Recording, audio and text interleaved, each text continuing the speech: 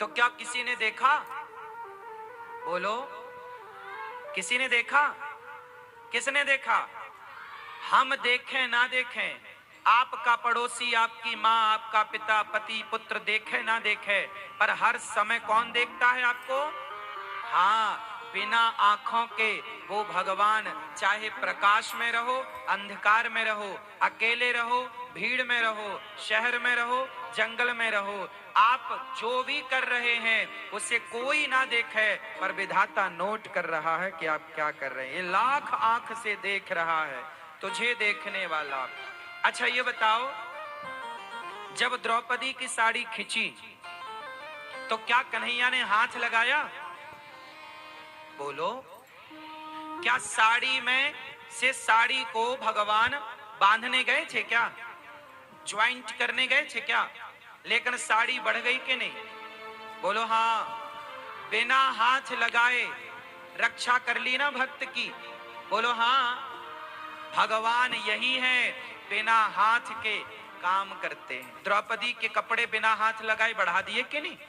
और सुनो, बिना पांव के द्रौपदी ने पुकारा, कृष्ण बचाओ, अर्जुन बचाओ, भीम बचाओ, कोई ना बचाया। जब द्रौपदी ने कहा कृष्ण बचाओ तो दौड़ पड़े। उस समय उस सभा में कृष्ण नहीं थे। आप ये कह सकते हैं कि भगवान तो कण कण में रहता है, लेकिन भगवान उस समय द्वारिका में थे, रुक्मणी जी भोजन करा रही थी।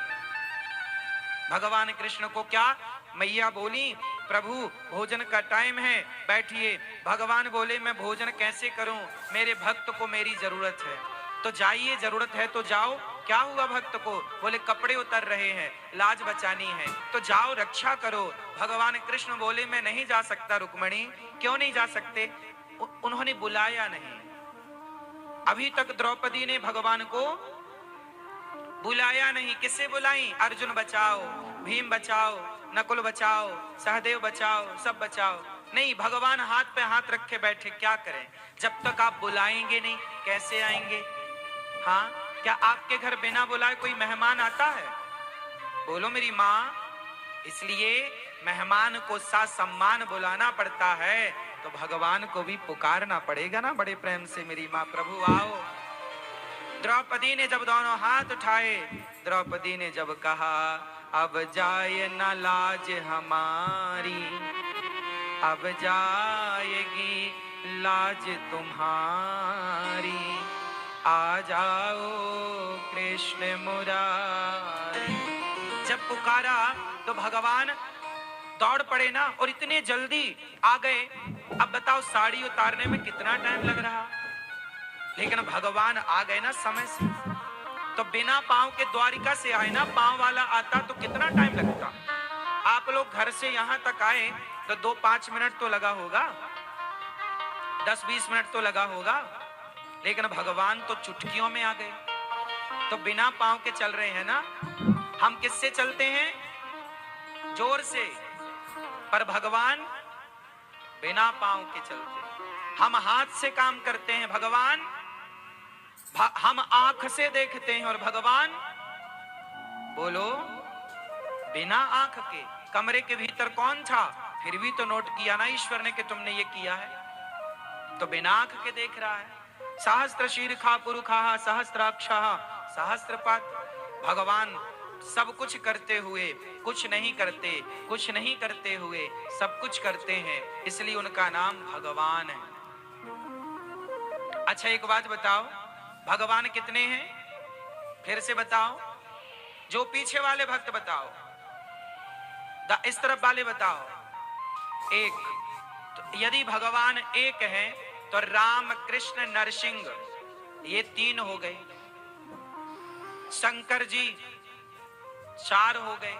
तो जब ईश्वर एक है तो मंदिर इतने सारे क्यों हैं? ये राम जी का, ये कृष्ण जी का, ये शंकर जी का, ये दुर्गा जी का, ये हनुमान जी का, ये फला फला फला। जब ईश्वर एक है तो मंदिर भी एक का ही होना चाहिए ना।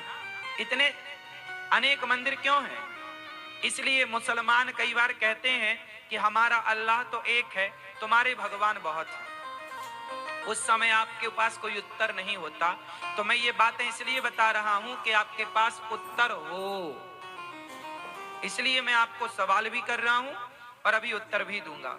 चलो बताओ, पहले आप बताओ कि भगवान एक हैं, तो फिर मंदिर अनेक क्यों हैं? अनेक मीन्स राम जी, कृष्ण जी, यही तो मुसलमान सवाल करते हैं। अन्य विधर्मी सवाल करते हैं कि तुम्हारा ईश्वर एक है, तो मंदिर अनेक क्यों है? क्यों मेरी माँ? यदि भगवान एक हैं तो मंदिर फिर एक, राम राम के मंदिर होते सारे, कृष्ण कृष्ण के मंदिर होते सारे, विष्णु विष्णु के मंदिर होते सारे, भगवान नारायण के मंदिर होते सारे, शंकर जी के मंदिर होते सारे। पर ऐसा क्यों कि एक ही शहर में सबके मंदिर हैं? क्यों मैया बताओ जोर से। भगवान एक हैं तो इतने सारे क्यों? क्या भगवान बहुत सारे हैं? उत्तर दो, बोलो बेटा, बैठे बैठे बताओ, फास्ट सब बताओ। एक नई शहर है, त्योहारों की लहर है, नए साल का चांद समेटे हुए जगमग सितारे बनाते चले। मारुति सुजुकी सुपर कैरी, त्योहारों का सुपर पावर। सब बताओ। चलो अब इसका उत्तर सुनो। ऐसा है मैया, कुछ सवाल मेरे आपसे हैं, उत्तर दीजिएगा। आप उत्तर देती जाओगी तो इस प्रश्न का उत्तर मिलता जाएगा। जैसे आप, अच्छा ये बताओ, आपको आपके पिताजी किस नाम से बुलाते हैं? क्यों मैया, आपको आपका पिता क्या कहते हैं? बेटी, मेरी बेटी। ये मेरी कौन है? जोर से। बाप क्या कहता है आपको? बेटी। अच्छा, आपका भाई क्या कहता है आपको? बहन। आपका पति क्या कहता है आपको? ये मेरी धर्म पत्नी है। क्या बोलता है? पत्नी। आपका बेटा क्या बोलता है आपको? माँ। अब बताओ, पिता बेटी कह रहा, भाई बहन कह रहा, और पुत्र माँ कह रहा, और चौथा कुछ और कह रहा। ये बताओ कि आप चार हो कि एक हो? आप तो एक हैं, लेकिन आपको देखने वाले चार हैं। पिता देख रहा है बेटी के रूप में, भाई देख रहा बहन के रूप में, पति देख रहा पत्नी के रूप में, पुत्र देख रहा माँ के रूप में। जबकि आप, और सुनो, आपके रूप चार हो गए कि नहीं? पिता के लिए आपका रूप कुछ और है, और पति के लिए आपका रूप, पुत्र के लिए आपका रूप कुछ और है, और भाई के लिए आपका रूप। आप एक हो पर आपके रूप चार हो गए। और रूप ही नहीं, नाम भी तो चार हो गए ना। कितने नाम हो गए आपके? क्या आप चार हो? जैसे आप एक हो पर आपको देखने वाले चार हैं, तो चार रूपों से, चार नामों से आपको जाना और पहचाना गया। उसी प्रकार ईश्वर एक हैं, लेकिन उस एक भगवान को देखने वाले भक्त अनेक हैं। इसलिए अनेक भक्तों ने, किसी ने राम कहकर बुलाया तो किसी ने कृष्ण कहकर बुलाया, किसी ने नरसिंह बुलाया तो किसी ने वामन बुलाया, किसी ने गिरिराज उठाया तो गिरिवरधारी कह के बुला दिया। मैया ने बांधा भगवान को, गैया चराए तो गोपाल कह करके बुलाया। मैया सीता के संग विवाह राम जी का हुआ तो मैया सीता ने नाम दे दिया राम को करुणा निधान। किसी ने करुणा निधान कहा, किसी ने रघुनंदन कहा, किसी ने रघुनाथ कहा, किसी ने राम कहा, किसी ने दशरथ नंदन कहा, किसी ने कौशल्या नंदन कहा। है ना मेरी मां? करुणा करने से उनका नाम कर्पूर गौरम करुणावतारम। करुणामय है तो उनका नाम शिव हो गया। कल्याण करने वाले हैं तो शिव नाम पड़ गया। रमन्ते योगिनाम यस्य सह रामः, जो सबके मन में रमण करें तो उनका नाम राम पड़ गया।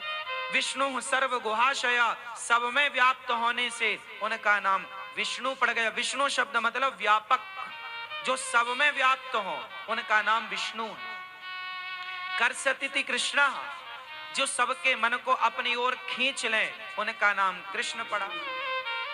तो भगवान तो कितने हैं? एक। पर भक्त कितने हैं?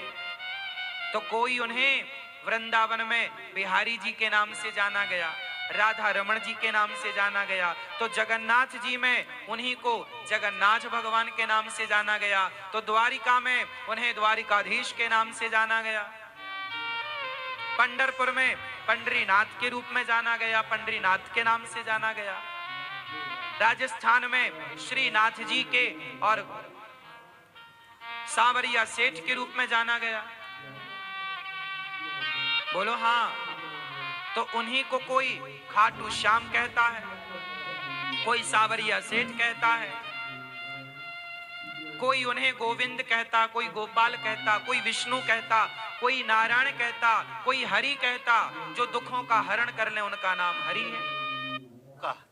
खाली ये शीशी है, ये पेट में डालने की जरूरत है, नाभि में डालने की जरूरत है, और आप दावा करते हैं इससे कि छू मंत्र कोई भी बीमारी हो।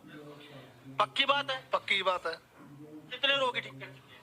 तकरीबन 30,000 से प्लस लोग। अरे हमने खाली 10 बताए थे, 30,000 प्लस की बात हो रही है। कौन सी बीमारी थोड़ा सा बता दी। शुगर, थायराइड, गठिया, बवासीर, पैरालाइज, आंखों की रोशनी, सिर के बाल झड़ते, आधा सिर दुखता है, रीढ़ की हड्डी के मनके में गैप, डिस्क की समस्या, घुटनों की समस्या, यूट्रस में पानी वाली रसौली, मांस वाली रसौली, हाथ पैर का कांपना, सो जाना, नींद का ना आना, किसी को कोई भी किसी भी किस्म की समस्या